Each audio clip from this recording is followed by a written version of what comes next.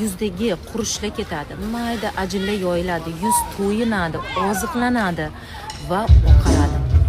Bitta zo'r narsa o'rgataman, ayniqsa hozir qishda menga murojaat qilayotgan ayollar. Ko'proq nima bezovta qilyapti qishda? Quruqlik, teri qurib ketyapti, teri achishyapti. Hech qanaqa kremlar bilan terini tinchlantira olmayapman. Qanaqadir maskalar o'rgating deb ko'pchilik yozyapti. Demak, bitta zo'r maska o'rgataman. Esinglarda qolsin, har qanday yuzga to'g'ri keladi, faqat asalga allergiyalar bo'lmasligi kerak. Demak, bizga nima kerak bo'ladi? Sut, damashniy sut bor. Damashniy sut ustida qaymog'i bo'ladi. Bilasizlar, buni endi yaxshi damashniy uy suti bo'lsa, o'shani ustida pishirgandan keyin qaymog'i ajraladi. O'sha qaymoqdan 2 ta choy qoshiq olasizlar. Yarim choy qoshiqda asal, tabiiy asal solasizlar, aralashtirasizlar va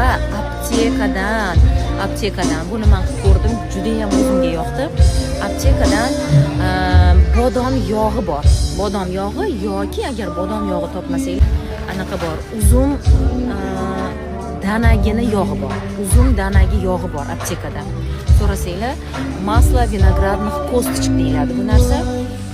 O'shani so'rasanglar, beradi aptekachilar. Aralashtirib, yuzga yaxshilab, yuzlarga, bo'yinlarga, qo'lga, labga, ko'z atrofiga va quloqning mamnaqa yonlariga surasizlar.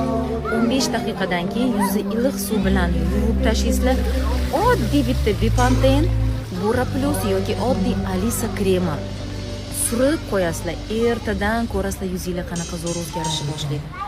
Qizlar, shunaqa zo'r retsept, обязательно foydalaninglar. Yuzdagi qurishlar ketadi, mayda ajinlar yoyiladi, yuz to'yinadi, oziqlanadi va oqaradi.